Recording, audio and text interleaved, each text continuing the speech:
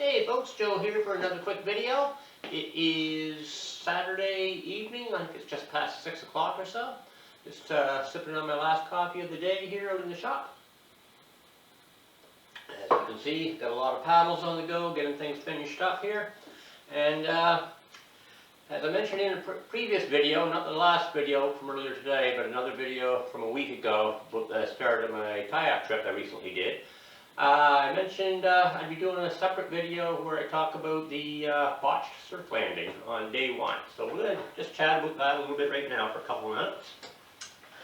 It was a 7-day long kayak trip. Six nights camping in the new tent that I got, the new Eureka El Capitan tent. Fortunately, my dry suit repairs were done the day before I was leaving for the trip, so I was able to get my dry suit back and have that on the trip, so that was nice. I was really happy to have that. As you know, the year is 2022. The last time I did a significant kayak camping trip was 2010 when I reclaimed the speed record for the fastest circumnavigation of Vancouver Island out in British Columbia. All my overnight tripping since then on the water has all been canoes, mainly in the Clipper Prospector 16. So I was doing canoe tripping, got into that with the dogs and such. And before you knew it, the years had snuck up and I hadn't done a kayak camping trip in a whole bunch of years. So I wanted to get out of Lake Superior, do a trip. Got dropped off down near the border at Pigeon Bay, and my friend Adam dropped me off for that. Thanks for the shuttle, Adam. You rock. And paddling out, felt good paddling. Forward stroke was fine. Timing was a little bit off, a little bit rusty, but that's to be expected. When I came in for camping for the first night, I thought I was coming into the beach, the last site on Superior for the Path of the paddle route before you hit Pigeon River, and saw a saw a sign off in this bay, in Little Trout Bay, and in front of it, the park bench. I figured, okay, that's got to be the campsite. That looks similar to one of the other ones I was checking out last year. So I'm coming in. It's going to be a surf landing, so I'm thinking, yeah, no problem. I've done much bigger surf landings than this, back in 2010 and stuff like that, 2012. This shouldn't be a problem, no problem. So I'm sitting there, it's a fairly steep cobblestone beach. It was actually steeper than I realized. I found that out the hard way. And it wasn't the campsite I thought it was. This was part of the Big Trout Bay Nature Preserve. It was not the Path of the Paddle campsite. So there was room for a tent on top of the cobblestone beach, and this particular site was actually at the end of an old fur trade portage route between Little Trout Bay and Big Trout Bay. I realized that afterwards as well. And coming into the landing, wait for the timing, watching for the waves, come in on the last of the bigger set of waves, ride the bow up, pop the spray skirt, all routine, thought nothing of it. Let me move this out of the way here. Pop the first leg out of the cockpit, down into the water, I go to pop the second leg out.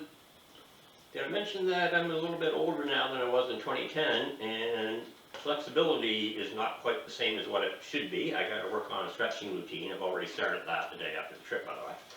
And anyways, I'm going to bring this leg out, and it just gets stuck. And pull it up again. Third time. Finally, I managed to wiggle the foot around and get it loose, get that out, and I'm in the water. Now, by now, a few waves have broken over the back of the boat, started swamping the cockpit. It's filling up with water. The boat's turned partly sideways.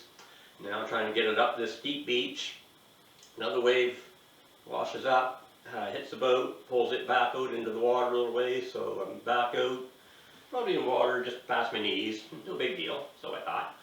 And struggling with the boat, it's full of water, it's very heavy, it's a 19-foot kayak and it's loaded up with gear to begin with.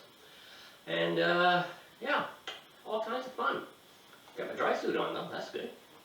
Anyways, pulling the boat up, it gets pulled back again.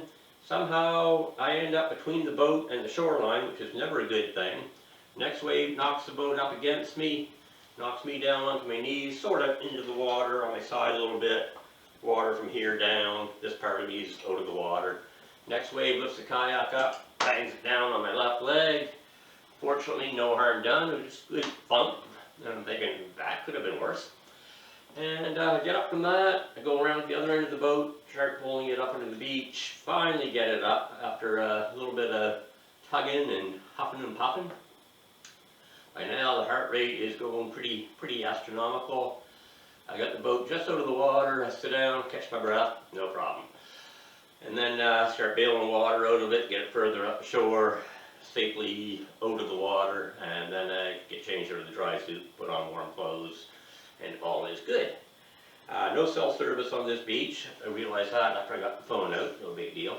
There was cell service at the far end of the portage facing into the little trout bag, and that was good. Then I got to thinking afterwards, this could have been bad. No reception on the beach. I don't have my spot messenger with me. The subscription to that ran out years ago and I just haven't been using it. And if things had gotten worse, let's say that boat crashing on my leg and then a broken leg. Can't do the portage to where there is cell service. I didn't even know there would be cell service on the other side. No communications, broken leg, Cobble Beach, Lake Superior, an area probably nobody's going to go by again this year. So I'm thinking, that could have been bad. Fortunately, no harm done. Confidence took a little bit of a hit, and I was a little bit down about that for the rest of the night and part of the next day. And then I cheered up the next afternoon. Made the best of it. I was windbound for an extra couple of nights before paddling on out. You know, what happened when my right foot got stuck inside the cockpit? Left foot came right out, no problem. Right one just got stuck a little bit.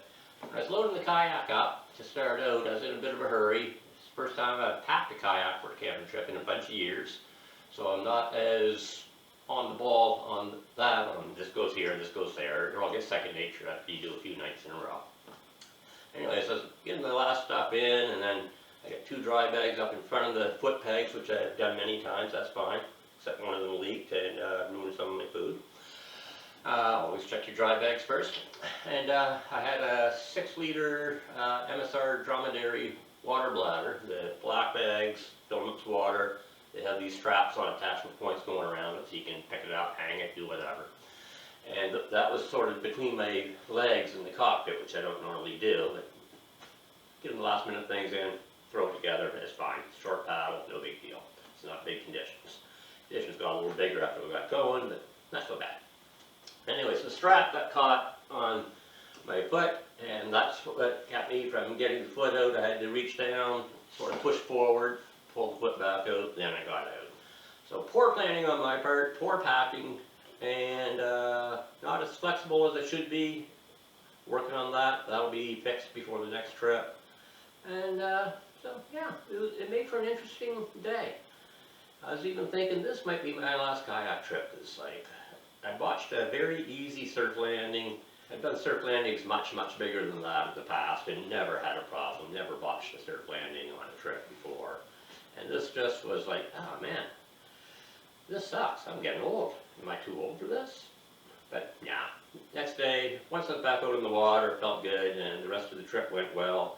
Another video coming out on the trip, about days 2 and 3, getting on the water again, setting up camp at the next site, which is my favorite spot on this end of Lake Superior, but that'll be in the next video. This one was about my botched surf landing, my bad packing, and my bad judgment in putting the water bladder in between my feet, a water bladder that has straps on it, a possible entanglement.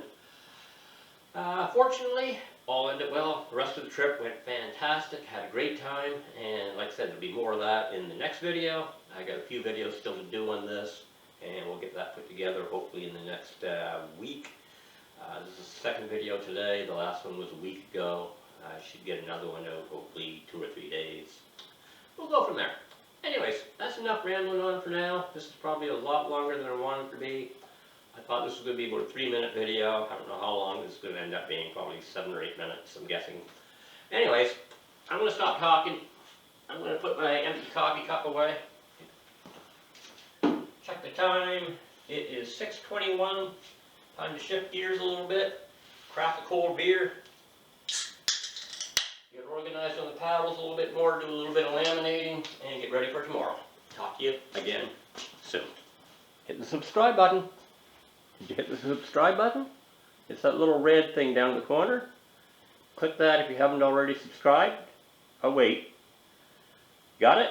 Okay, thanks. Talk to you later.